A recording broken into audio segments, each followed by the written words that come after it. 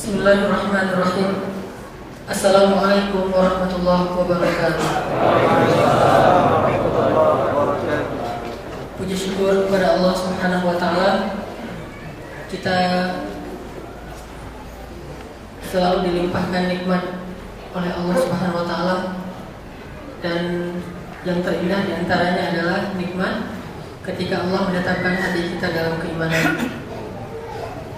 Dan entah apa kebaikan yang Allah lihat di dalam hati kita sehingga Allah Subhanahu wa taala memberi kita hidayah, lalu kita bisa berhijrah.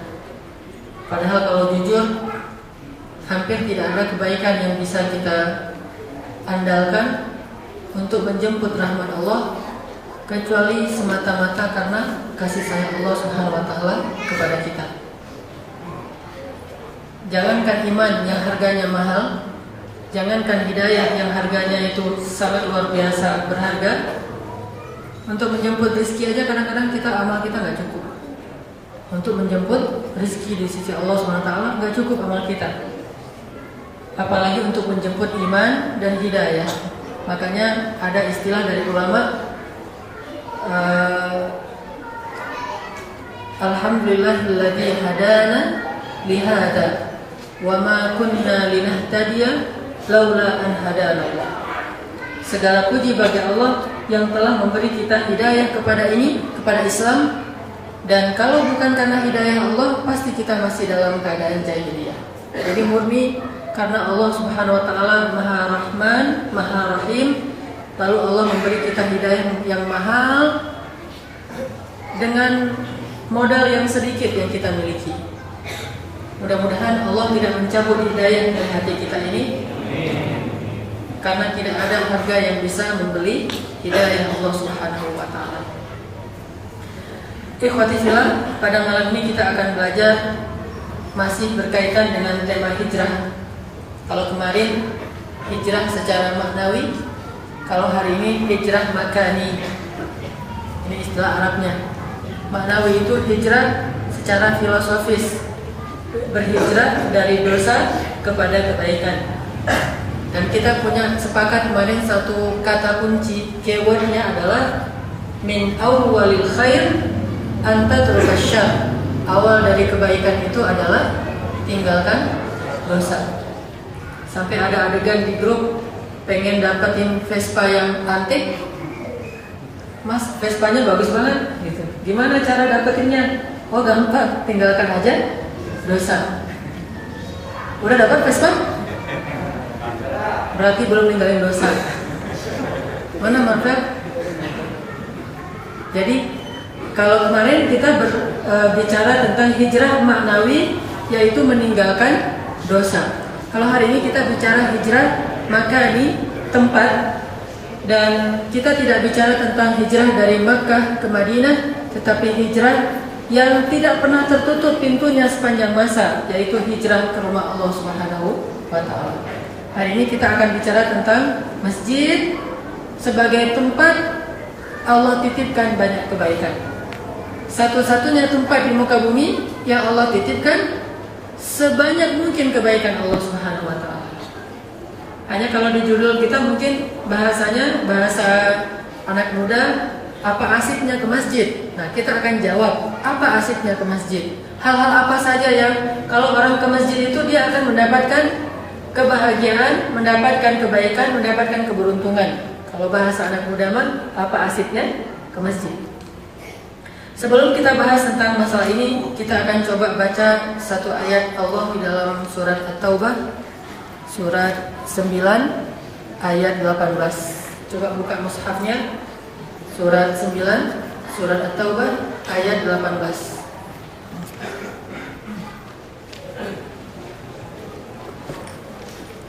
Surat 9 ayat 18.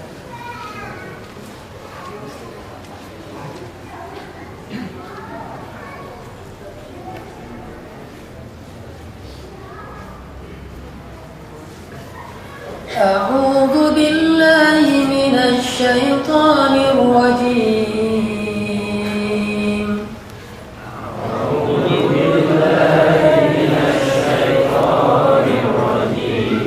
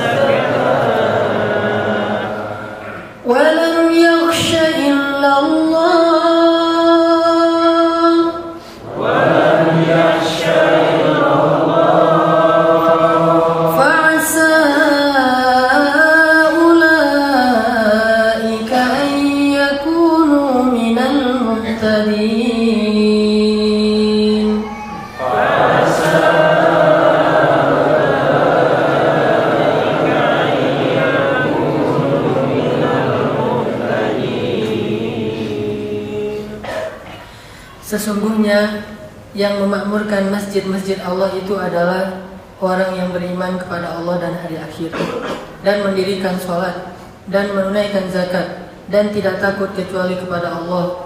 Maka mudah-mudahan mereka itulah orang-orang yang akan memperoleh petunjuk. Ikhwah fillah, ayat ini penting banget nih kalau kita bicara tentang masjid. Bahwa salah satu cara yang paling gampang bagi kita untuk melihat orang yang beriman yang berjalan di muka bumi itu adalah lihatlah orang yang paling sering ke masjid. Karena Nabi SAW bersabda dalam hadis riwayat Ahmad dan Tirmidzi, "Idza ra'aitumur rajula ya'tadul masajid fashhadu lahu bil iman." Kalau kalian melihat seorang laki-laki selalu datang ke masjid, dia terikat dengan masjid, dia suka duduk di dalam masjid, fashhadu lahu bil iman, maka bersaksilah bahwa laki-laki itu orang yang beriman. Lah, bukankah semua orang yang mengatakan asyhadu an la ilaha illallah itu orang yang beriman? Tidak. Wa minan nasi man yaqulu amanna billahi wa bil yaumil akhir. Banyak orang yang mengatakan kami telah beriman, tapi apa kata Allah? Wa ma hum bimu'minin. Mereka bukan orang yang beriman. Jadi nggak semua orang yang mengaku beriman berarti Allah sudah terima iman mereka. Terus apa status mereka? Mereka baru Islam atau malah justru munafik. Karena Allah berfirman di Al-Hujurat, "Qalatil a'rabu amanna qul lam tu'minu walakin qulu aslamna walamma yadkhulul iman fi qulubikum." Kata orang Arab Badui, "Kami telah beriman ya Muhammad." Kata Allah, "Kalian belum beriman, kalian baru masuk Islam. Kalian belum beriman." Jadi nggak semua orang yang mengaku beriman berarti dia telah diakui oleh Allah sebagai orang yang beriman. Keimanan seseorang itu pengakuan dari Allah, bukan pengakuan dari hambanya. Kita hanya berikhtiar, tetapi ridhonya dari Allah. Kalau Allah sudah keluarkan titel RA titik, apa RA titik? Radhiyallahu anhu, baru biasa menjadi orang yang beriman. Atau Allah mengatakan, "Ulaika humul mu'minuna haqqan." Mereka itulah mukmin yang sebenar-benarnya. Siapa yang bilang ini? Allah yang Maha tahu isi hati. Ulaika humus shadiqun. Mereka lah mukmin yang jujur, yang benar. Allah yang mengatakan seseorang itu mukmin sejati atau KW, mukmin palsu, mukmin basa-basi, nggak sebenarnya. Terus bagaimana kita tahu ciri-ciri orang yang beriman? Salah satunya kata Nabi, kalau kalian melihat seseorang itu ya'tadul masajid, atau dalam bahasa yang lain hatinya mu'allaq bil masjid, hatinya terikat dengan masjid, atau dia merasa nyaman di masjid seperti dia merasa nyaman di tempat-tempat lain yang orang lain merasa nyaman di dalamnya. Kalau kita bisa merasa nyaman di masjid seperti orang merasa nyaman di mall, maka sudah ada ciri iman dalam hati kita. Kalau kita bisa merasa rindu ke masjid seperti orang rindu ke pantai Batu Karas, berarti dia mukmin. Kalau seseorang rindu ke masjid seperti seseorang itu rindu untuk pulang ke rumahnya. Kalau kita kerja, kita selalu ingin segera pulang. Orang kuliah, orang sekolah, orang kerja, atau minimal yang orang yang keluar dari kampungnya untuk merantau. Saya sebagai perantau selalu menantikan waktu-waktu mudik, sehingga sebulan 2 bulan sebelum mudik itu udah persiapan segala sesuatu. Kenapa? Karena rindu kampung halaman. Orang kalau jam 4:30 sore itu semuanya keluar dari kantornya pengen cepat sampai di rumah. Apalagi bulan Ramadan pengen iftar jama'i dengan keluarganya. Kenapa? Karena rindu dengan rumahnya. Kalau kita rindu kepada masjid seperti kita rindu ke rumah, maka itu mukmin. Kalau seseorang yang senang ngumpul dengan teman-temannya, hang out di kafe-kafe misalnya, dia senang duduk di dalam masjid dalam majelis ilmu bersama ikhwah fillah seperti seseorang yang senang ke kafe, maka dia mukmin. Ini yang disebut dengan orang yang beriman. Jadi kalau mau lihat teman, memilih teman yang beriman, gampang, lihat aja di masjid. Insya Allah nggak akan salah. Kalaupun ada, akan ketahuan orang yang ke masjidnya bukan karena Allah Subhanahu Wa Taala. Biasanya nggak masuk ke dalam masjid, dia di luar aja liatin sendal. Atau sekedar bekerja di masjid, belum tentu. Jangan lihat, ini bapak ini selalu setiap pagi saya lihat ke masjid, sore pulang ngapain? Dia lagi nukang renovasi masjid, belum tentu juga. Maksudnya yang datang ke masjid, kata Nabi, tidak ada niat lain selain untuk sholat, untuk ilmu, untuk hal-hal yang sifatnya syariat ataupun dakwah di jalan Allah Subhanahu Wa Taala. Maka itulah teman yang terbaik, itulah mukmin. Dan Allah berkata, Ya ayyuhalladzina amanu taqullaha wa kunu ma'as-shadiqin. Sertailah orang yang beriman. Bagaimana kita mencari mereka? Enggak usah cari yang paling perfect, yang suci, yang sempurna, enggak. Cari saja di masjid seperti ini, maka inilah orang-orang yang mudah-mudahan kita disebut ulaika humul mu'minuna haqqan, mukmin sejati. Terus ngapain kalau kita udah ke masjid? Asiknya tuh apa? Orang yang rajin ke masjid itu dapat apa sih? Yang membuat dia kok begitu nyaman ke masjid, sehingga kalau Nabi mengatakan seandainya kalian tahu apa yang ada di dalam sholat jamaah atau sholat subuh atau sholat di masjid, kalian pasti akan mendatanginya walaupun dengan merangkak. Dan benar, ada orang yang benar-benar merangkak datang ke masjid. Mungkin sebagian kita udah nonton videonya di Arab terutama. Ada seorang anak yang cacat, yang dia itu ngomongnya ya lebih dari autis, cacat fisiknya lumpuh, dia merangkak ke masjid beneran. Terus ada lagi video yang lain, seorang laki-laki buta yang setiap hari 5 kali ke masjid dengan cara mengikatkan tali dari rumahnya sampai ke masjid, terus dia pegangan di tali itu supaya sampai ke masjid. Karena nggak ada pemandunya, nggak ada yang bisa membawa dia ke masjid. Dan ini terjadi di zaman Rasulullah kepada Abdullah bin Umi Maktum. Ketika beliau datang ke Rasulullah, ya Rasulullah, saya ini laki-laki buta, rumah saya jauh, tidak ada pemandu, bolehkah saya sholat di rumah? Singkat ceritanya kata Nabi, apakah kamu dengar azan? Kata dia, dengar ya Rasulullah, maka tunaikanlah haknya. Artinya datangilah tempat dikumandangkan azan. Sehingga Abdullah mengikat tali di salah satu tiang masjid sampai ke rumahnya. Kalau sudah dengar azan, dia pegang tali itu, dia jalan sampai ke masjid. Kalau pulang dia cari lagi tali itu, dia pulang sampai ke rumah. Kalau seseorang tahu apa yang ada di masjid, maka pasti dia akan mendatangi masjid walaupun dalam keadaan merangkak. Masalahnya, kenapa orang tidak melakukannya? Karena dia tidak tahu. Makanya pertanyaannya, apa asiknya ke masjid? Supaya kita tahu. Sehingga setelah kita tahu, kita rela untuk merangkak ke masjid. Dalam sakit apapun kita ke masjid, walaupun sebetulnya secara fikih orang yang sakit itu boleh sholat di rumah.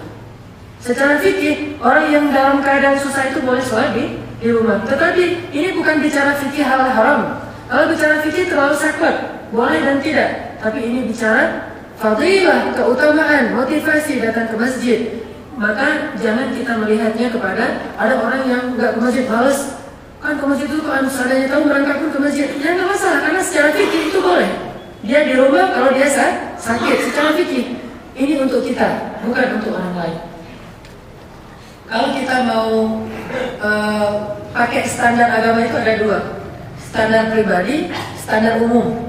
Kalau standar pribadi, ambil yang paling berat. Kalau standar umum, ambil yang paling ringan. Makanya ulama kalau memfatwakan selalu melihat situasi. Imam Syafi'i antara fatwa beliau di Irak dengan di Mesir itu beda. Kenapa? Karena situasinya beda. Beliau mengambil aisan yang paling ringan. Contoh Nabi SAW kalau sholat qabliyah zuhur di rumahnya, sholatnya berapa rakaat? 4 rakaat. Tapi kalau sholat qabliyah zuhur di masjid, sholatnya 2 rakaat. Kenapa kok beda? Lalu ditanya oleh Abdullah bin Abbas, kata Nabi, likai la yakuna harajan li ummati, supaya tidak memberatkan kalian. Jadi kalau beliau sholat sunnah dilihat orang banyak, beliau akan contohkan yang paling ringan. Tapi kalau beliau sholat sunnah yang nggak ada yang melihat selain keluarganya, beliau akan lakukan yang paling beliau suka, itu yang paling berat. Makanya tahajudnya Nabi membaca Al-Baqarah, Al-Imran, An-Nisa, Al-Maidah, Al-An'am, Al-A'raf, At-Taubah. Berapa juz? At-Taubah tadi juz berapa? 10 juz.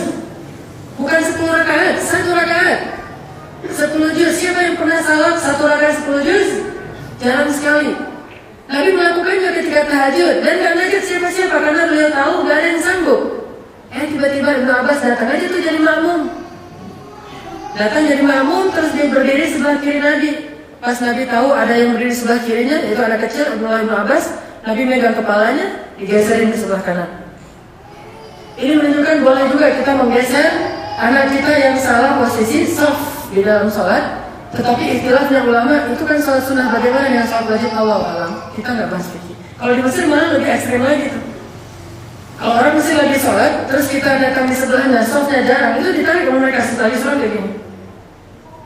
Terus ada yang jalan lagi sebelah kanan, sebelah kiri, tarik lagi. Jadi tarik menarik di dalam soft karena saking pentingnya soft yang rapat. Artinya Nabi kalau mencontohkan ibadah kepada umatnya mencontohkan yang paling ringan. Tapi kalau melakukan sendiri melakukan yang paling berat. Bahkan Nabi pernah berhari-hari berpuasa gak makan gak minum. Ada yang mau ngikutin, kan ini sunnah yang haram diikuti ya. Sunnah juga ada yang haram, ada yang makruh, ada yang wajib, ada yang sunnah, ada yang mubah, ada yang macam-macam hukumnya. Ini ada sunnah yang haram diikuti, apa itu? Berpuasa berturut-turut tanpa berbuka dan sahur. Nabi melakukannya. Lalu ada sahabat yang pengen coba, gimana rasanya puasa berhari-hari gak makan dan gak sahur. Kata Nabi, jangan. Sesungguhnya Tuhanku memberi aku makan tanpa kalian sadari. Maksudnya apa? Maksudnya Rasulullah SAW itu setiap waktu berbuka dan waktu sahur tiba-tiba perut beliau jadi kenyang. Kayak orang habis makan gitu, berkah. Allah langsung ngasih rasa kenyang ke dalam perut beliau dan itu benar-benar bertenaga. Orang habis makan beneran. Jadi bukan perasaan doang, tapi emang dia perutnya tiba-tiba jadi kenyang, kayak habis makan tapi nggak makan apa-apa. Ini mukjizat Nabi. Ketika sahur, selesai sholat witir, tiba-tiba udah kenyang, sehingga beliau nggak butuh makan. Kalau kita kan bukan soal kenyangnya, soal rasanya. Udah kenyang, udah kalau sih makan, pengen deh. Jadi lapar lidah, bukan lapar perut. Kalau Nabi udah cukup makan yang selesai. Ini diantara sunnah-sunnah Nabi yang nggak boleh ditiru. Artinya bahwa Rasulullah SAW itu menyampaikan 2 standar dalam Islam, standar pribadi dan standar umum. Kalau fatwa meringankan. Begitu juga masjid. Kalau kita bicara kepada orang lain, bicaralah yang meringankan dia, karena sifat dari agama kita itu muyassir. Yuridullahu bikumul yusra wa la yuridu bikumul usra. Allah ingin meringankan kalian, tidak ingin memberatkan kalian. La yukallifullahu nafsan illa wus'aha. Allah mengerti sekali kemampuan kita, sehingga Allah beri banyak keringanan. Taisir. Bahkan apa kata Nabi kepada Mu'az bin Jabal sebelum diutus ke Yaman? Yassir wala tu'assir. Dan sekarang orang memahaminya doa ayat. Padahal itu kan pesan Nabi kepada dahi. Yassir ya Mu'az wala tu'assir. Mudahkan wahai Mu'az, jangan persulit. Kalau kita kembali ke diri kita, yassir wala tu'assir, ke orang lain, asir syadid wala tuyassir. Ini salah. Ke orang lain itu harusnya kayak gini, harusnya kayak gitu, haram, apa, sesat. Berat sekali ke orang lain. Ke dirinya, sayangkan, tapikan, banyak alasan, banyak toleran, kebalik, diputar ke arahnya. Ke orang lain toleran, ke diri kita perfeksionis, idealis. Dan diam-diam aja gak usah ngomong ke orang lain. Saya punya standar sendiri. Misalnya saya setiap malam itu bangun, misalnya jam 1 malam tahajud. Tahajudnya 1 rakaat 1 juz. Ketika di depan orang lain, kita sholat berjamaah misalnya, bacanya surat-surat pendek. Wah ini ustaz nih Pak, gak sholat amat, bacanya cuma Al-Ikhlas melulu. Gak tahu dia. Gak tahu gitu ya. Dia sholat malamnya kayak gimana gitu. Ini namanya punya standar yang berbeda karena melihat situasi. Makanya Nabi pernah sholat jamaah, terus ada anak kecil yang menangis, Nabi mempercepat sholatnya karena kata Nabi khawatir merepotkan ibunya. Ini standar di luar. Kalau ke dirinya, wah itu benar-benar sangat tasyadud, sangat keras kepada dirinya. Begitu juga Umar bin Khattab, ke dirinya, keluarganya dan ke orang lain itu beda standar. Oke? Jadi bicara tentang ke masjid ini bicara fadilah, motivasi, bukan bicara fikih. Jangan nanti kita pakai untuk menghakimi orang lain, hanya untuk muhasabah diri kita sendiri. Apa asiknya ke masjid? Pertama, tempat yang Allah titipkan hidayah di muka bumi itu adalah di masjid. Yang paling banyak Allah titipkan hidayah di muka bumi adalah di masjid. Siapapun yang merindukan hidayah, jangan tunggu mimpi. Ada orang berpikir bahwa hidayah itu mimpi. Saya belum dapat hidayah, soalnya belum mimpi. Bukan, hidayah itu dijemput. Kemana kita menjemputnya? Ke tempat dikumandangkan azan. Di masjid langsung berhidayah. Kalau kita rindu akan hidayah yang banyak, karena hidayah itu nggak satu. Ada hidayah untuk ibadah, ada hidayah untuk dakwah, ada hidayah untuk akidah. Hidayah petunjuk-petunjuk Allah ada di masjid. Makanya Allah katakan di ayat tadi, asa ulaika ayyakunu minal muhtadin. Mudah-mudahan mereka mendapatkan hidayah. Di masjid orang mendapatkan hidayah.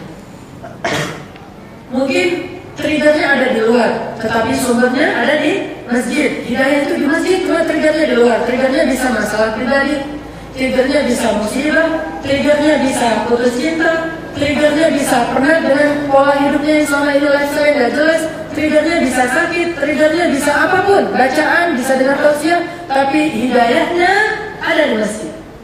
Makanya siapa yang sudah merasakan panggilan-panggilan hidayah dalam hatinya, seperti rasa tidak nyaman lagi dengan cara hidup seperti ini, tidak nyaman dengan pekerjaannya yang riba, tidak nyaman dengan musik-musiknya yang versi musik yang versi haram, bukan musik-musik yang membangun spirit, bukan, tetapi musik-musik tentang cinta semalam lah, jablek.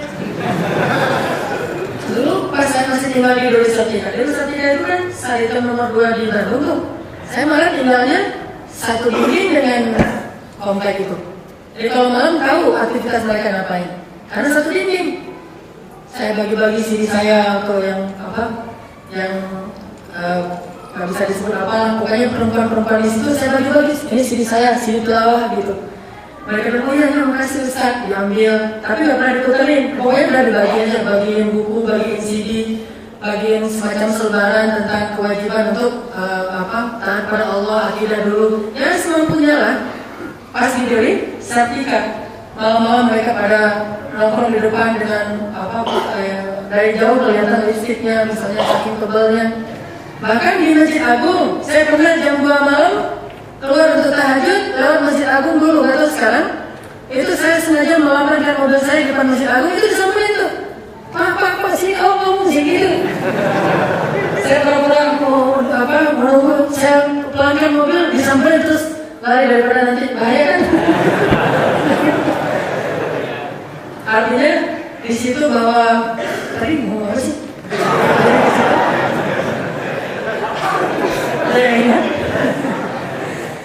Intinya hidayah itu di masjid. Kenapa jadi di sana? Oke, tadi.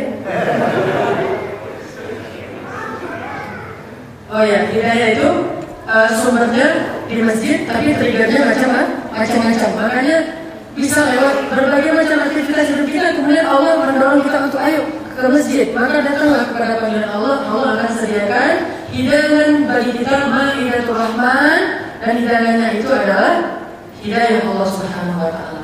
Saya akan sampaikan sebuah kisah sahabat tentang seorang sahabat namanya Sumamah bin Usal. Siapa namanya? Sumamah bin Usal.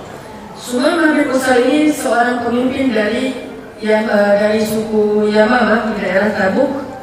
Dia orang yang sangat disegani oleh kaumnya, orang yang terhormat, pemimpin kaumnya, pemimpin kabilah, namanya Sumamah bin Usal. Dan dia orang yang paling benci kepada Rasulullah, seringkali ingin membunuh Rasulullah SAW. Sampai pernah dia pura-pura umroh karena pengen membunuh Rasulullah SAW. Sehingga ketika dia sedang umroh, ditangkap oleh sahabat, dibawa ke Madinah. Dia diculik di tengah jalan, dibawa ke Madinah. Sampai di Madinah, Rasulullah SAW mengikat Sumamah di tiang masjid. Kenapa nggak di penjara? Di tiang masjid diikat. Jadi penjaranya di zaman Rasul waktu itu masih mungkin, kalau sekarang udah nggak mungkin ya. Kalau dulu adalah di masjid. Intinya amal masjid itu yang harus dihidupkan di penjara sehingga orang dapat hidayah. Begitu juga di sini, ketika Sumamah tertangkap, diikatnya di tiang masjid. Ikat di tiang masjid, kemudian setiap hari Rasulullah ketika datang ke masjid untuk sholat bertanya kepada Sumamah, ya Sumamah, bagaimana keadaanmu? Kata Sumamah, kata orang diikat hanya keadaan mati marah. Rasulullah senyum aja, masuk sholat. Udah gitu besoknya dia semangat, gimana keadaanmu? Apa? Besoknya lagi semangat, gimana keadaanmu? Ketika dia udah mau ngobrol, baru Rasulullah bertanya, ya Rasulullah, sekarang apa yang akan kamu lakukan? Kamu sudah tertangkap, kapanpun kami bisa membunuhmu. Para sahabat kan udah bergetar tuh, pengen bunuh Sumamah karena udah banyak kaum muslimin yang meninggal di tangan Sumamah, dibunuh sama dia di tengah jalan, orang pergi umrah dicegat, dibunuh, dibantai. Itu ratusan kaum muslimin, bayangkan sejahat-jahat orang. Sehingga para sahabat itu udah siap, ya Rasulullah pulang saja lehernya. Rasulullah tanya, ya Sumamah, apa yang kamu akan lakukan sekarang? Kata Sumamah, ya Muhammad, kalau kamu menginginkan harta, kaumku akan mengumpulkan harta semua yang kamu miliki, lalu kami kirim ke Madinah.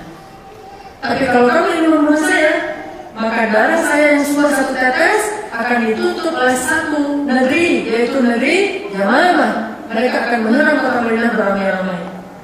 Tapi kalau kamu mau melepaskan saya, maka itu akan menjadi hutang budi bagi saya yang suatu saat pasti akan saya balas. Ada 3 pilihan, harta, atau perang, atau dibebaskan. Bukankah dia sudah membunuh banyak orang? Rasulullah senyum terus pergi, nggak dibebaskan.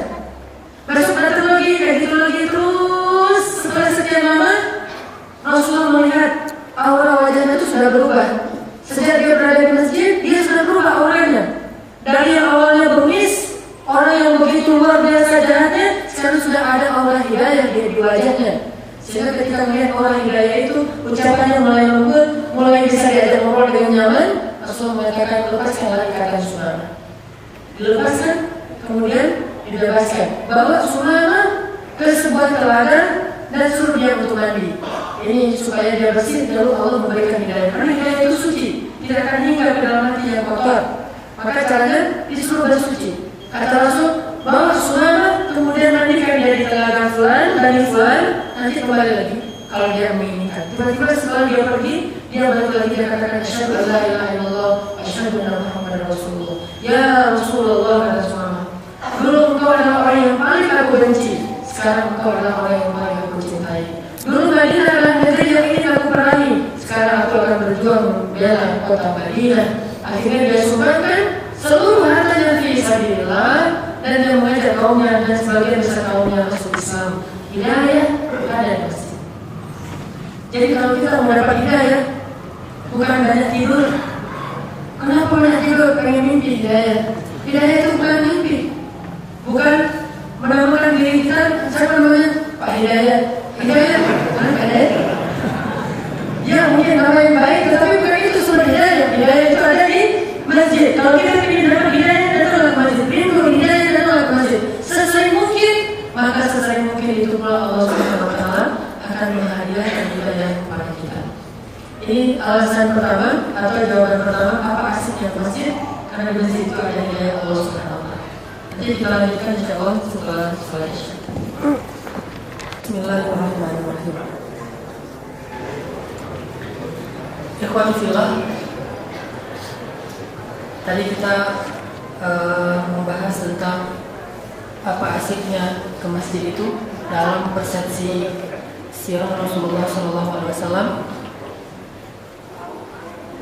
Kenapa Rasulullah SAW mengatakan seandainya seseorang tahu apa yang ada di dalam sholat berjamaah atau di masjid, maka dia akan mendatanginya walaupun dengan keadaan merangkak. Artinya sesakit keras apapun, kalau dia tahu maka dia akan merangkak. Kalau dia tahu. Yang jadi masalah sekarang, banyak kaum muslimin tidak tahu atau enggak ngeh, tahu tapi tidak terlalu peduli dengan itu.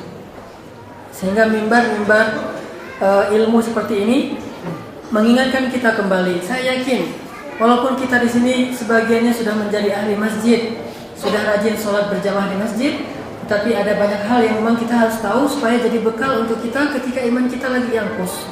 Ketika suatu saat iman kita sedang turun, karena sifat dari iman itu yazidu wa yanqus, yazidu bit ta'ah wa yanqusu bil ma'siyah. Terus juga untuk bekal kita mengajak saudara-saudara kita yang lain untuk sama-sama dapat kebaikan di sisi Allah Subhanahu wa taala. Karena sifat mukmin itu kalau tahu satu kebaikan, dia ingin orang lain juga merasakannya. Jangan dia saja yang merasakan kebaikan itu. Kenapa Nabi mengatakan seandainya kalian tahu apa yang ada dalam salat berjamaah, pasti akan merangkak. Berarti kan luar biasa nih. Kalau dalam hadis yang lain, ahabbul biladi 'indallah masajid. Sebaik-baik negeri di muka bumi yang paling Allah suka itu adalah masjidnya, dan yang paling abghad, yang paling Allah benci itu pasarnya. Kalau dalam teks yang lain, sebaik-baik tempat adalah masjid, seburuk-buruk tempat adalah pasar. Ini artinya kalau orang sudah lebih meramaikan pasar, berarti ini seburuk-buruk kondisi seseorang, seburuk-buruk kondisi masyarakat. Walaupun di pasar itu nggak semuanya keburukan, tetapi ketika cintanya sudah dilekatkan pada pasar, mall, tempat-tempat yang kayak gini, ini jadi masalah. Makanya bukan mendatanginya yang jadi masalah, tetapi ketika hatinya sudah terikat di sana, itu yang menjadi masalah. Hati harus tetap lebih terikat di masjid. Sampai Nabi mengatakan, kalau kalian ngelihat seorang laki-laki yang ya'tadul masajid, terikat dengan masjid, fashhadu lahu bil iman. Bersaksilah bahwa dia itu orang yang beriman. Ini perintah, suruh bersaksi bahwa dia itu orang yang beriman. Dan mudah-mudahan kita termasuk orang yang beriman. Alasan pertama tadi karena Allah titipkan hidayah itu di muka bumi adanya di masjid, rumah Allah, Baitullah. Terutama 3 masjid yang sangat dianjurkan untuk dikunjungi. 1 Masjidil Haram, 2 Nabawi, 3 Al-Aqsa, dan 2 mungkin sebagian besar kita sudah sering ke sana. Al-Aqsa harus menjadi negeri impian orang yang beriman. Kalau dia beriman, dia pasti menjadikan Al-Aqsa itu adalah negeri impian kita semuanya. Suatu saat kita akan ke sana, tapi bukan melancong, bukan jalan-jalan. Kalau jalan-jalan gampang. Saya tinggal buat aja program Umroh plus Aqsa, itu gampang, langsung masuk. Tapi saya berharap kalau ke sana bukan sekedar jalan-jalan, tetapi ke sana sebagai sang pembebas.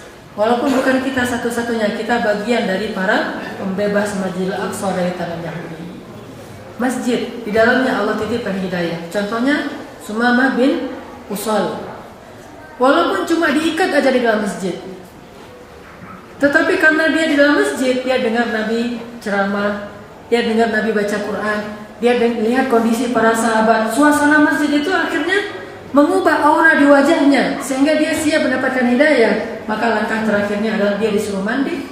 Setelah dia mandi, mantap hatinya, laqad istaqamal manzil. Akhirnya dia asyhadu an la ilaha illallah wa asyhadu anna muhammadar rasulullah. Jadi nggak masalah kalau kita nggak merasa betah dulu di masjid, pokoknya paksakan diri ke masjid. Tapi saya yakin kalau dari masjid itu beda rasanya. Nggak usah lihat masjidnya besar atau kecil, malah sebetulnya bagi saya pribadi ini sifatnya subjektif. Kalau saya melihat masjid itu nyaman bukan dari besar kecilnya, suasananya, amal masjid itu. Kalau masjidnya besar tapi suasananya resmi karena masjidnya pemerintah banget, itu biasa-biasa aja. Tapi kalau masjidnya masjid harokah, masjid pergerakan, walaupun kecil dan sempit, justru itu suasananya membentuk semangat yang luar biasa dalam diri kita. Makanya kenapa saya ngajak misalnya ke Masjid Antapani, masjidnya Al-Madinah yang tabligh. Bukan apa-apa, hanya ingin mendapatkan suasana karena rindu dengan suasana dakwah. Atau ke Masjid Cipaganti yang salafi, rindu dengan suasana ta'lim dan ilmu. Atau ke Masjid Habibur Rahman di Ramadan, rindu dengan suasana i'tikaf yang semuanya orang-orang yang rajin ke masjid.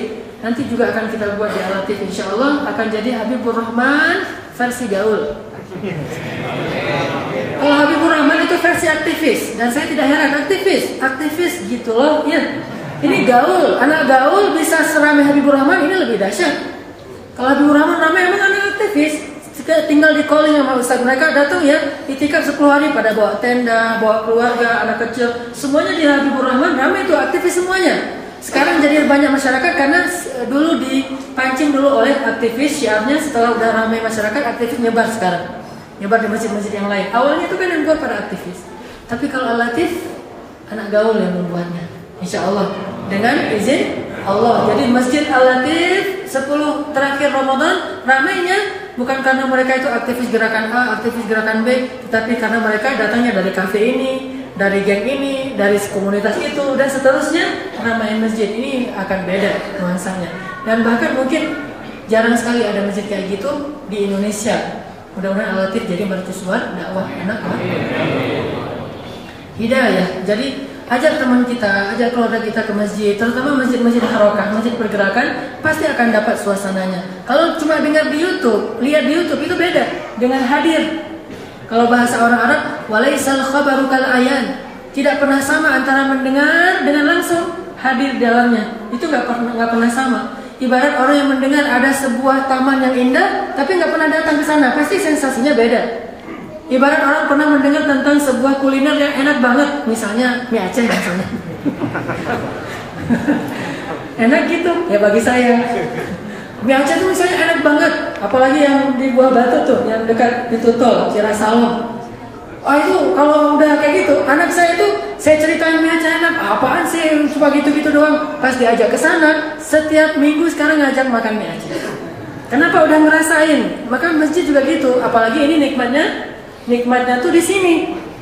Lebih lagi kan, lebih mantap lagi karena diminta oleh hati kita. Hati kita kalau udah minta, maka dia raja, semuanya akan ikut. Kalau hatinya udah minta, kalau makanan yang minta lidah kita, hawa nafsu kita. Dia bukan raja, nggak usah khawatir. Ke tempat-tempat maksiat yang minta siapa? Bukan hati, tapi hawa nafsu. Dia bukan raja, dia pemberontak dalam tubuh kita. Hanya rajanya ini yang nggak berkuasa, makanya dikuasai oleh pemberontak. Ketika hati sudah berkuasa, artinya dia udah punya keputusan, udah punya sabda. Hati bersabda, saya pengen ke masjid lagi. Semuanya akan ikut. Mata, mulut, seluruh tubuh, kaki jadi ringan melangkah. Tapi masalahnya hatinya dulu harus dibuat tertarik kepada masjid. Dudukkan dia di masjid dengan suasana harokah pergerakan ramai seperti ini, insya Allah nanti dia akan nyaman sendiri.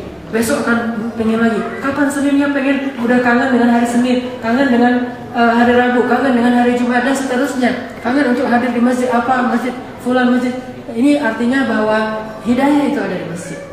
Maka paksakan diri kita untuk nahbis anfusana, kita penjarakan diri kita di masjid. Penjarakan aja, ikat diri kita di masjid. Riba mengikat diri di masjid. Satu. Kedua, apa asiknya ke masjid?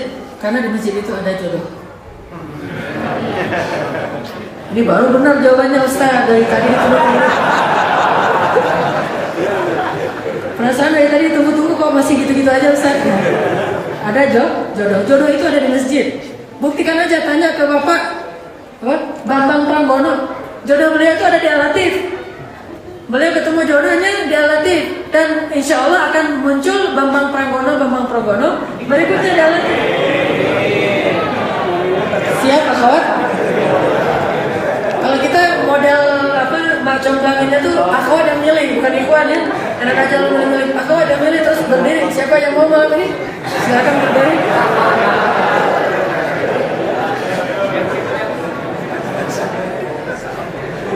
Kalau akhwat ada yang serius, saya punya sekitar 10 nama, ini keren-keren semuanya. Jadi punya style macam-macam, jadi tinggal kayak X Factor aja lah, pilih. Jadi di masjid itu ada jodoh, dan jodoh kalau ketemunya di masjid itu keren banget daripada ketemunya di jalan atau ketemunya di medsos, salah kirim atau SMS nyasar gitu ya, SMS nyasar kayak orang SMS nyasar mau nipu, Pak harga kemarin udah cocok, tinggal ditransfer kapan. Berarti kalau jodoh jalannya kayak gitu tuh nggak bener tuh, jodoh nyasar dan banyak korbannya. Termasuk saya pernah punya pembantu, dia dapat jodohnya lewat SMS nyasar. Dan akhirnya dia nyesel karena dia ditipu oleh dan seterusnya lah ceritanya. Alhamdulillah min dzalik. Tapi kalau ketemunya di masjid, insya Allah. Gak usah lihat ke belakang ya. Allah yang mempertemukan hatinya, sama-sama cinta masjid. Ini cinlok cinta lokasi masjid. Nah, kasih istilahnya, Inam ya. Ini buat istilah cinta lokasi masjid. Nah, jadi di masjid ketemu cinta bersemai. Siapa yang pernah seperti itu selain Pak Bambang Pranggono? Ini kan contoh kekinian. Kalau contoh di zaman sahabat, saya dulu pernah kisah tentang seorang sahabat namanya Julaibib. Masih ingat ya? Seorang sahabat yang budak, miskin, terus fisiknya biasa aja. Saya nggak bilang jelek, biasa aja. Saking biasa aja, itu ngelamar cewek itu nggak ada yang mau. Jangankan yang merdeka, budaknya juga nggak mau. Saking biasanya tuh, datang Julaibib. Apa Julaibib? Nggak jadi Pak. Udah digituin nggak jadi kan? Mau datang ke akhwat yang menurut dia ini solehah kayaknya mau, nggak mau. Ya Julaibib, kita kakak adik aja ya, gitu kan? Itu mah nggak ada di sini. Kita mah temenan aja, begitulah. Pokoknya nggak ada yang mau terima. Julaibib kasihan gitu. Akhirnya karena dia mencari, udah muter-muter keliling kota belum ketemu kata Marvel. Nah, akhirnya balik lagi ke masjid. Benar tuh Fel. Udah muter-muter pakai skuter keliling kota Bandung kok nggak ketemu. Ya udah ke masjid. Siapa tahu insya Allah doain Marvel. Amin. Julaibib akhirnya datang ke masjid Nabawi. Duduk di mihrab. Cuma Marvel jangan di situ dong. Marvel duduknya di mihrab sih. Karena kalau duduk di mihrab itu kan luar biasa ya doanya. Dia duduk di mihrab, ngelamar cewek nggak ada yang terima, ngelamar budak juga bahkan budak pun nggak mau. Ketemu orang tuanya udah ngeri duluan, sangat duluan. Akhirnya ke masjid, duduk di masjid. Dia istilahnya munajat. Munajat itu curhat ke Allah. Ya Allah, Engkau tahu keadaan hambamu ini butuh pendamping hidup, biar sahurnya nggak sendirian dan seterusnya lah. Akhirnya Allah mengutus Rasulullah. Tiba-tiba Rasulullah pengen aja masuk masjid. Datanglah Rasulullah ke masjid melihat Julaibib di masjid. Julaibib. Rasulullah itu kan kalau ke sahabat itu kayak ibu ke anak ya, dekat banget gitu. Tahu aja masalah sahabat. Datanglah Rasulullah melihat Julaibib. Malham ya Julaibib. Ada apa ya Julaibib? Ham itu kalau bahasa kita galau. Bahasa Arabnya ham. Makanya kita ada doa galau gimana? Anak muda harus hafal doa galau. Allahumma inni a'udzubika minal hammi wal hazan. Itu doa galau. Ya Allah, aku berlindung kepadamu dari galau dan apa? Sedih itu apa bahasa anak muda? Ya sedih lah Ustaz, bahasa muda-muda yang udah sedih. Jadi galau itu bahasa Arabnya ham. Nabi bertanya, "Malham ya Julaibib? Kenapa galau Julaibib?" Ya Rasulullah, usia saya makin tua, saya belum dapat jodoh, saya lamar orang nggak ada yang mau, saya lamar bahkan akhwat yang budak pun nggak mau ya Rasulullah. Tapi ya udahlah Rasulullah, nggak apa-apa, saya mau berhenti aja mencari jodoh. Saya berharap kira-kira saya dapat nggak jodoh di akhirat ya Rasul. Kayak gitu ngomongnya. Saking nelangsanya Julaibib, nelangsa tuh. Ini namanya curhat jomblo nih. Saking melangsanya si jomblo soleh ini, akhirnya beliau mengatakan, ya udah Rasulullah, kira-kira di akhirat bisa nggak saya dapat istri ya Rasulullah? Rasulullah tersenyum. Allah beri ilham, lalu kata Nabi, ya Julaibib, engkau akan mendapatkan istri yang solehah, yang cantik, yang kaya di dunia dan di akhirat. Di dunia dan di akhirat. Targetnya si akhirat, tapi dikasih. Makanya itulah makna dari hadis, siapa yang mencari dunia maka akhirat lepas, siapa yang mencari akhirat dunia juga mengikutinya. Jadi di akhirat aja ya Rasulullah. Jangankan itu cita-cita pengen dapat, maaf ya ibu ya, memang kayak gitu ayatnya sih, bidadari. Di akhirat bidadari bahasa Al-Qur'annya apa? Hurul ain. Bidadari itu istilah kita, saya nggak ngerti apa arti bidadari. Secara bahasa hurul ain itu perempuan yang matanya besar tapi sayu, bulu matanya itu lentik, alisnya seperti pedang. Itu namanya hurul ain. Kalau dia minum kelihatan air mengalir di lehernya, itu namanya hurul ain. Dan itu adalah istri orang yang beriman di akhirat selain istrinya di dunia. Sehingga kalau istrinya di dunia nyakitin perasaan suaminya, istrinya di akhirat akan mengatakan, hai perempuan, jangan menyakiti perasaan laki-laki itu karena dia istri dan suamiku di akhirat. Jadi ibu-ibu jangan nyakitin perasaan suami-suami dimarahin sama istrinya yang di akhirat. Artinya berharap, ya Allah berikan saya. Terus ibu-ibu ada nggak bidadara Ustaz? Ini nih bidadaranya nih insya Allah. Setinggi Adam, seganteng Yusuf, sekuat Musa, dan semulia akhlak Rasulullah SAW. Akhirnya kata Rasulullah di dunia dan di akhirat. Kaifa dzalik? Gimana caranya Rasul? Perasaan selama ini nggak ada yang menerima. Jangankan yang merdeka, cantik, kaya, budak aja nggak mau, apalagi yang kayak gini. Kata Rasulullah, ya Julaibib, datanglah ke kepala suku Fulan bin Fulan. Terus datanglah Julaibib ke sana. Tok, assalamualaikum, waalaikumsalam. Julaibib, pembantu Rasulullah, kan terkenal pembantu Rasulullah. Silakan. Apa yang bisa kami lakukan untuk Rasulullah? Kami siap untuk apa yang dibutuhkan Rasulullah. Kata Julaibib, Rasulullah menitipkan salam. Alaikum waalaikumsalam warahmatullahi wabarakatuh. Terus ya Julaibib, ada apa ya Julaibib? Kata Julaibib, Rasulullah ingin melamar putri Anda. Untuk saya. Nah, ini. Kalau untuk Rasulullah sih semua orang pasti mau kan? Ngantri kan pengen jadi istri. Jangan pikir jadi istri Nabi itu sesuatu yang berat. Memang berat di dunia, tapi di akhirat itu luar biasa. Sampai Nabi pernah pengen menceraikan istrinya tapi nggak mau diceraikan. Kenapa? Siapa yang mau diceraikan oleh Nabi? Saudah, istrinya udah nenek-nenek. Istri Nabi yang paling tua. udah sepuh banget tuh. Kan gimana kan ya kalau udah sepuh? Maksudnya mau memberikan hak gimana? Gak diberikan hak kasihan kan gitu kan? Coba gimana coba? Mau datang malam-malamnya ke saudah udah sepuh sekali, gimana? Nggak dapat gitu. Akhirnya Nabi karena takut menyakiti perasaan saudah, Nabi datang ke saudah, ya saudah, saya nggak bisa memberikan hak kamu karena tapi nggak tahu bahasanya gimana, jelas nggak bisa memberikan hak karena udah tua sekali. Tapi saya juga nggak mau menzalimi kamu, gimana kalau kita cerai saja? Kata saudah apa? Ya Rasulullah, tidak masalah, berikanlah jatah malam saya kepada Aisyah. Karena Aisyah itu yang paling Nabi bergairah mencintainya. Kan dulu pernah saya share, mencintai dengan gairah dan mencintai dengan ketakjuban. Berikan kepada Aisyah ya Rasulullah. Saya tetap jadi istrimu, jangan cerai, walaupun dari kasih jatah malam, karena saya berharap menjadi istri Nabi ketika bangkit di hari kiamat. Statusnya sebagai istri Nabi, saking istimewanya. Makanya kata Julaibib, Rasulullah ini meminang putri bapak. Tapi untuk saya, ini baru, aduh, Julaibib. Mau nolak, ini pesan Rasul, mau diterima, ya gimana Julaibib? Akhirnya karena nggak tahu gimana cara nolak, dia datang ke belakang, bilang Julaibib sebentar ya, saya rembukin dulu dengan istri saya. Ke belakang, ngobrol sama istrinya. Ini gimana nih Julaibib mau lamar anak kita, pakai bawa Rasul lagi. Susah kalau udah bawa Rasul. Kalau ini mah pakai bawa Ustaz kan saya bawanya. Ustaz yang lamar. Makanya kalau ada ini ke saya, nanti insya Allah diterima. Kalau langsung siapa lo? Kalau Ustaz kan insya Allah pasti orangnya soleh karena Ustaz kenal. Kalau Ustaznya juga masih nggak jelas, masih berusaha untuk soleh, belum soleh amat. Nah, akhirnya diskusi ini ramai di belakang. Gimana cara nolaknya? Gimana cara kita? Atau ditunda aja atau gimana? Putrinya di kamar mendengar keributan di ruang ibu dengan ayahnya. Terus dia datang putrinya. Ayah, ibu ada apa? Ini ada Julaibib, kamu kenal kan? Oh ya, pembantu Rasulullah, kenapa? Dia ini melamar kamu karena ini perintah dari Rasulullah. Terus kata putrinya, ya kamu tahu kan Julaibib? Tahu. Ya, terus kenapa wahai ayah dan ibu? Kita lagi diskusi gimana caranya, apakah mau diterima atau gimana?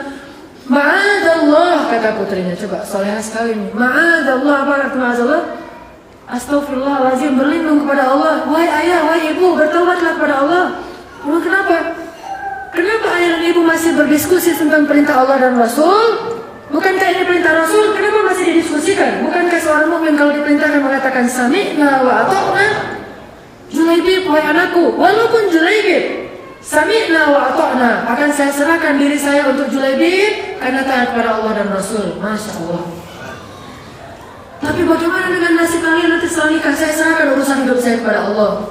Julaibib adalah pilihan Allah, pilihan Rasul, tidak ada yang lebih baik daripada pilihan Allah dan Rasul.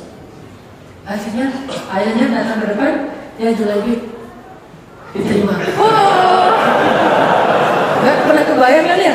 Oh, mimpi juga nggak pernah. Dan ini bukan cewek Bandung loh ya, ini cewek Mekah. Tahu kan cewek Mekah? Cewek Mekah itu terkenal dengan matanya yang hurul ain, bidadari. Makanya Nabi ketika ada muhajirin pengen menikah dengan cewek Madinah, Nabi menanya, kamu udah melihat calon cewek apa istri kamu? Kata sahabat, udah ya Rasulullah. Kenapa emang? Di dalam mata mereka ada sesuatu. Maksudnya orang Madinah itu agak sipit, mirip orang Asia. Sedangkan orang Mekah itu matanya besar, dan orang Arab simbol kecantikan yang mata besar.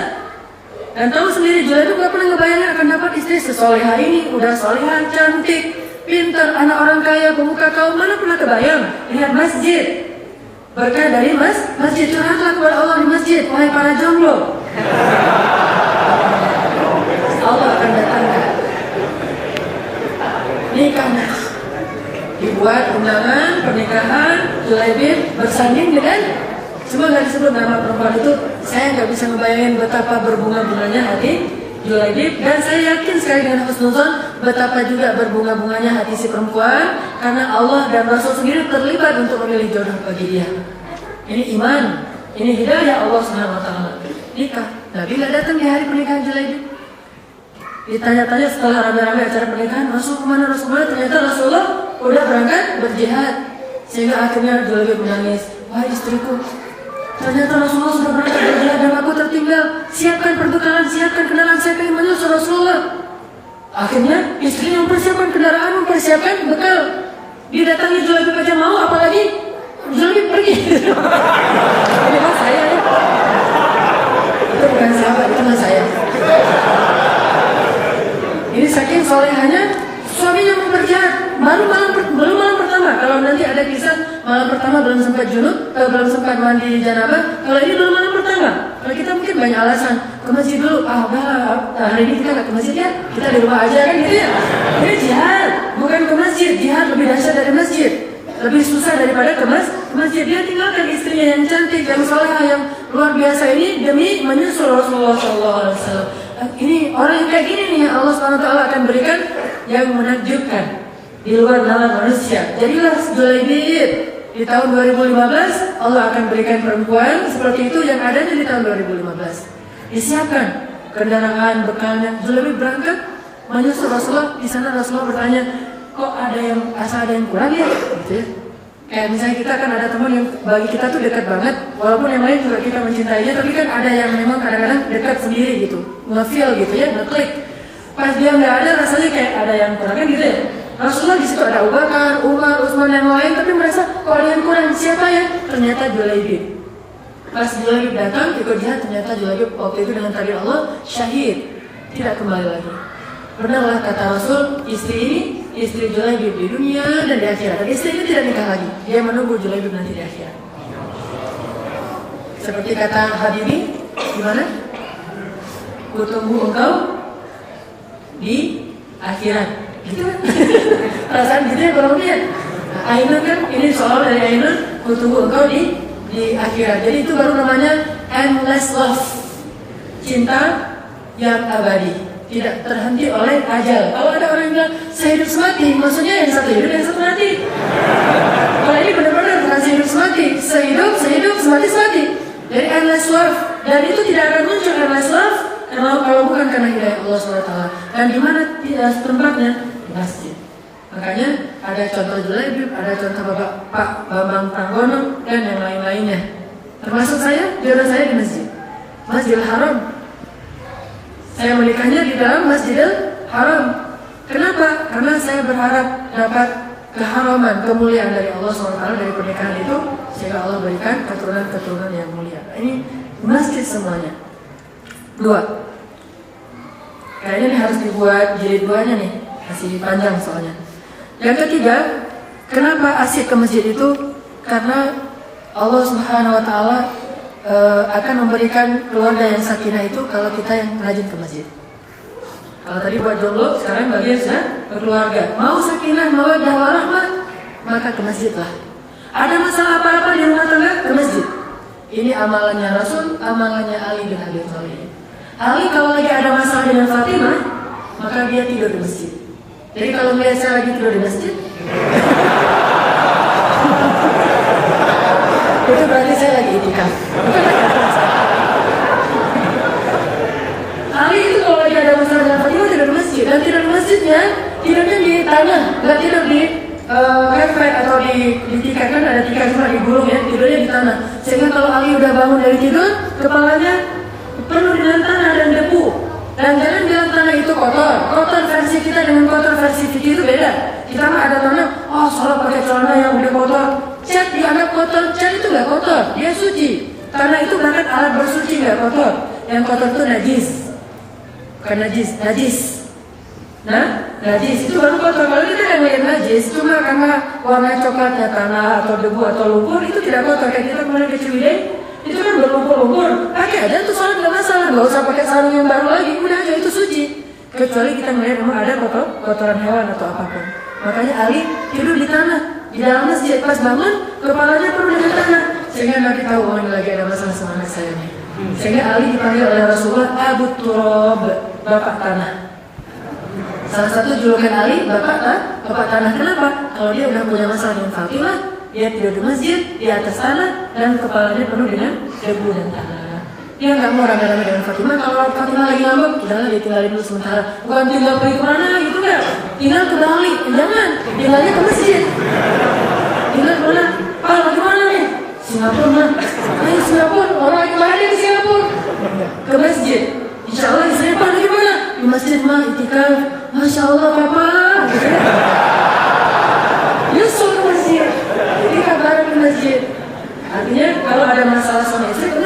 Ali kayak gitu, Rasulullah juga kayak gitu. Dan Allah akan menolong urusan rumah tangga kita kalau kita ke masjid. Dan saya sudah membuktikan, nggak ada kan rumah tangga yang nggak ada pernah ributnya, pasti ada lah. Sesoleh apapun, bahkan Rasulullah dengan Aisyah pun, atau Rasulullah dengan istri yang lain, karena dua solehnya luar biasa, tetap aja ada keributan. Bahkan ada perceraian di dalam cerita kisah keluarga Rasul 2 kali. Saudah sama Hafsah. Hafsah pernah diceraikan Rasul, turun Jibril, ya Rasulullah, rujuklah Hafsah, dia itu istrimu di dunia dan di akhirat. Sehingga Rasulullah merujuk kembali Hafsah. Bisa aja itu terjadi, dan ini bukan berarti berarti udah melenceng dari syariat. Makanya memang itu sesuatu yang makruh, tapi kadang mewarnai kehidupan orang-orang soleh. Rasulullah punya masalah dengan istri-istrinya. Istrinya suka cemburuan kan. Istri Nabi ini punya 2 geng kan ya. Ada geng muda, ada geng tua. Dan itu bukan kata saya, kata para ulama hadis. Yang muda itu Aisyah, Hafsah, terus Sofia, Maria. Geng tua Saudah, Ummu Salamah. Ini 2 geng. Nah, yang muda ini sering ribut di antara mereka sendiri. Ntar datang lagi geng tua ngedamain, udah Neng gak usah ribut-ribut, udah biarin aja gitu kan. Orang namanya orang tua kan kadang-kadang ribut bilang geng tua. Datang makanannya Ummu Salamah. Ummu Salamah ini by the way adalah istri Nabi yang masakannya tuh paling enak. Makanya kalau bahas sirah itu jangan resmi-resmi amat. Hal-hal yang sepele juga gosip seputar sirah harus dibahas. Gosip tentang keluarga Rasul. Siapa istri Nabi yang masakannya paling enak, nanti jadi tulis tuh Ummu Salamah. Yang membuat Aisyah cemburu habis gara-gara ketika Aisyah lagi buat acara jamuan makan malam, dia datang nih hidangan dari Ummu Salamah. Pasti kalah tolak. Saya capek-capek masak seharian, Ummu Salamah datang, ibaratnya makanan kita dilawan dengan warung Padang, misalnya kan kalah tolak kan? Atau bawa mie buatan kita, terus dibawanya ke ke ayah Doni. Kan kalah tolak makan baksonya ayah Doni. Pas sampai di sana nggak laku baksonya kita, gara-gara nggak level. Jadi datang makanan Ummu Salamah, Aisyah marah. Atau datang Saudah ke rumah Rasulullah. Aisyah lagi manja sama Rasulullah. Kalau dalam bahasa Aisyah mungkin merasa diganggu sama Saudah. Aisyah lagi manja sama Rasulullah dulu, kan Aisyah suka manja-manja kan ya. Manja itu ngomong-ngomong sunnah Nabi. Tapi bagi yang belum menikah nggak tahu rasanya. Manja itu sunnah Nabi. Bermanja-manja itu berpahala. Kalau sudah nikah itu luar biasa. Manja, duduk nempel-nempel, terus jalan pegangan tangan, dia pacaran setelah nikah kan luar biasa ya. Saya kadang-kadang malam minggu itu pacaran sama istri saya di Braga, jalan Braga pegangan tangan. Ustaz mesra-mesraan di jalan boleh. Rasulullah pernah mesra-mesraan di jalan. Kapan? Ketika hari lebaran, Rasulullah duduk, Aisyah duduk di sebelahnya, terus taruh dagunya di pundak Rasulullah gini. Bayangin Aisyah, istri yang paling cantik, yang wajahnya kemerah-merahan, taruh dagunya di pundak Rasulullah, duduk gini, nonton acara kayak ada acara ada performan lah dari orang Habasyah, nonton gitu. Sebagian ulama malah menyebut itu ada semacam lagu, cuma kayak konser tapi nggak terlalu berlebihan. Nonton, terus udah ada lama Nabi bilang, Aisyah udah. Gitu. Ini luar biasa. Cuma kalau saya nyontohin kalau nggak apa itu wajah saya gitu.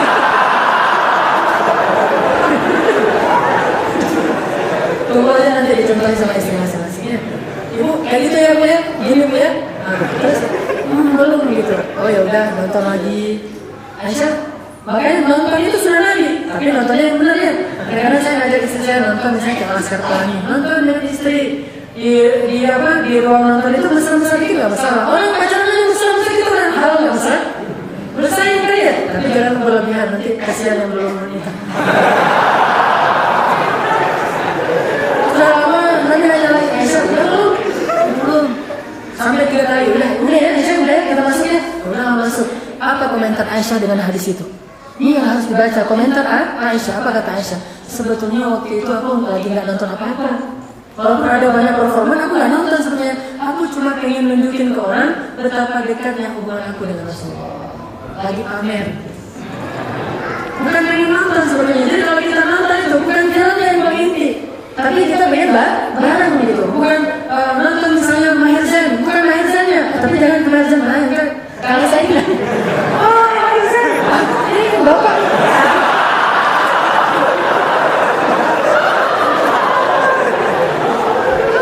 Jangan ke Maher Zain, yang biasa-biasa aja.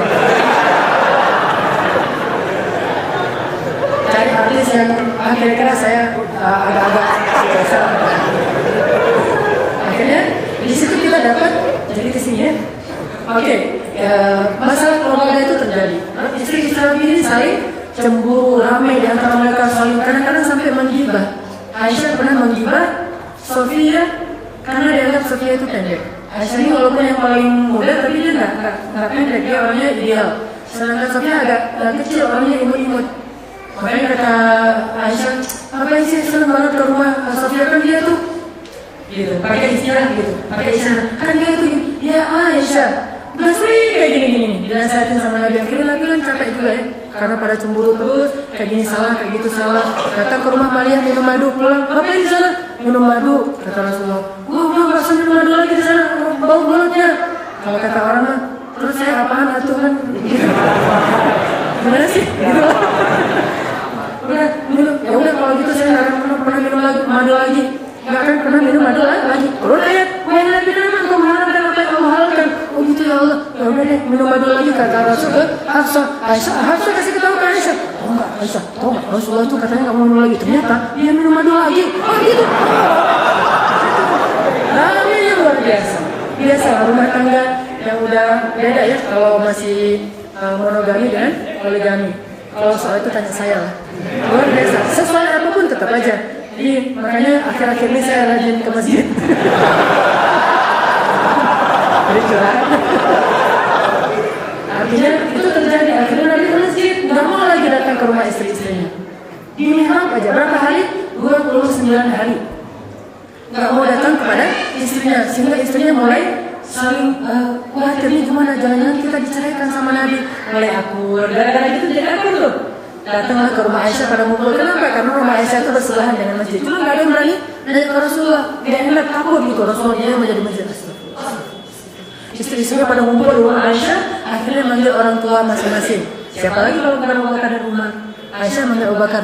Ya, gimana nih nasib kami ini? Rasulullah nggak mau datang. Udah berminggu-minggu nggak datang. Tolong tanya ke Rasulullah udah diceraikan atau gimana?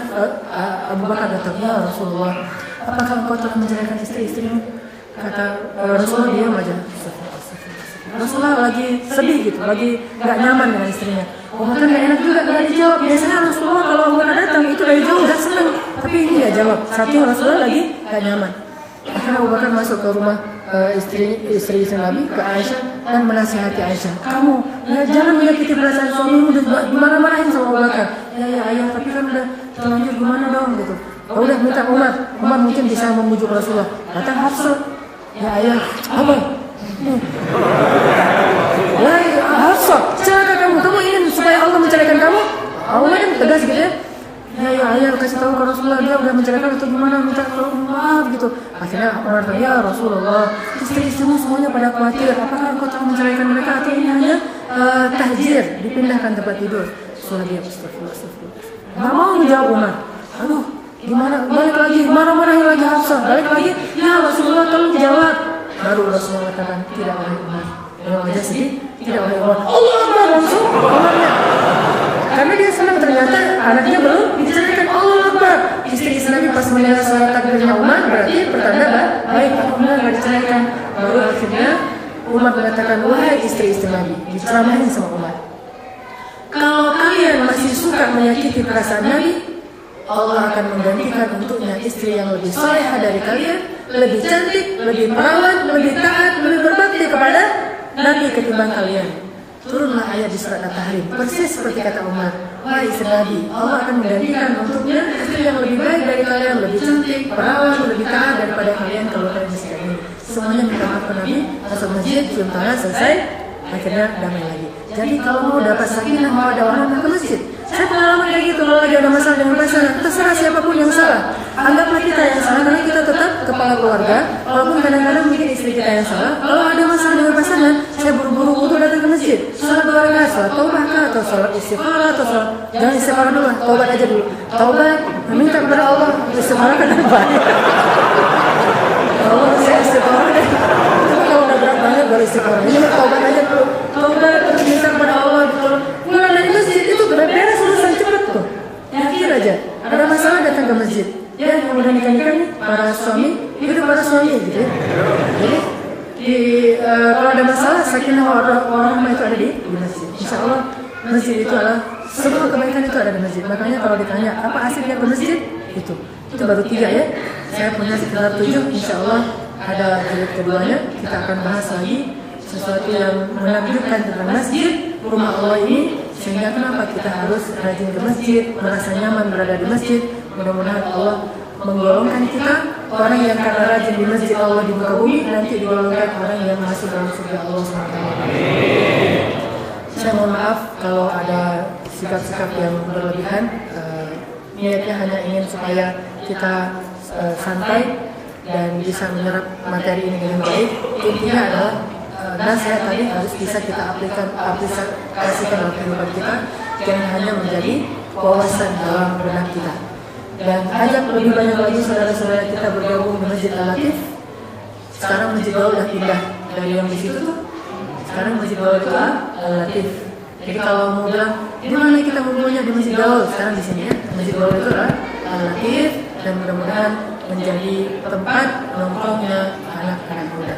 Setelah ini silakan nanti amal sendiri-sendiri. Ada yang mau makan, ada yang mau ngobrol-ngobrol, ada yang mau tetap ngobrol di sini sampai lagi. Barakallahu li wa lakum, subhanakallahumma wa bihamdika, asyhadu an la ilaha illa anta, astaghfiruka wa atubu ilaik. Assalamualaikum warahmatullahi wabarakatuh.